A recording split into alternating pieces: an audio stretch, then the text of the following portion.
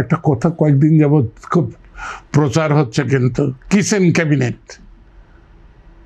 আমি কিচেন ক্যাবিনেটে কোনোদিন জায়গা পাইনি। চেয়েছিলেন?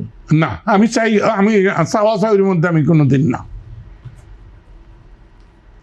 আমি চেয়েছিলাম একবার, একটা কথা শেখ হাসিনাকে বলেছিলাম, না দুইটা চাওয়ার কথা বলেছিলাম, সেটা বলি। প্রথমটা বলি, সেটা হলো আমাকে বোধহয় এটা 96 না কত,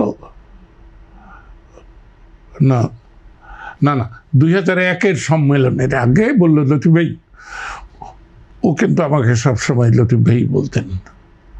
ওই রাজ্জাক তোফায়েল আমুদেরকে আমুর সাহেব, রাজ্জাক সাহেব বলতেন, কিন্তু আমাকে লতিফ ভাই বলতেন।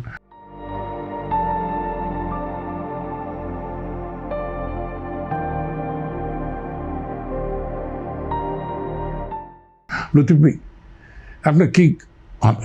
আমি যে যদি তুমি করোই তাহলে প্রেসিডিয়াম করো।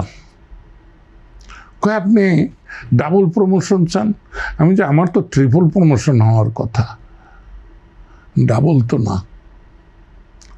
তো আমাকে ওয়ার্কিং কমিটির মেম্বার করেছিলেন। এই যে যেভাবে দলীয় পদপদবি আপনারা ভাগাভাগি করতেন, ক্যাবিনেটও কিভাবে ভাগাভাগি করতেন? কে আমি করছেন মানে? এই যে আপনি চেয়ে নিতেন। আমি তো চেয়ে নেই নাই, আমি বলেছিলাম, আমাকে জিজ্ঞেস করার পরে আমি বলেছিলাম। না, মন্ত্রিসভা কিভাবে ভাগাভাগি হতো কিনা? এটা তো ভাগাভাগির কোথায় দেখলেন?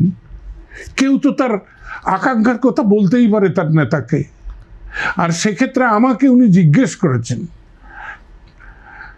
কিন্তু যখন আমাকে উনি প্রেসিডিয়াম করেন যখন, তখন কিন্তু আমি কিছুই বলি নাই। মন্ত্রী আমাকে করবেন কিনা আমি কিন্তু কোনো দিন 2008-এর নির্বাচনে বিজয়ের পরে কিন্তু আমি দেখা করি নাই।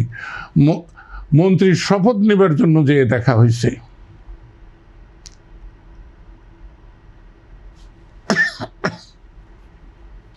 কেন দেখা করলেন না? কেন দেখা করেননি? প্রয়োজন বোধ করি নাই। আমি সবসময় মনে করি আমি আমার দায়িত্ব পালন করব, আমার একটা কর্তব্য আছে।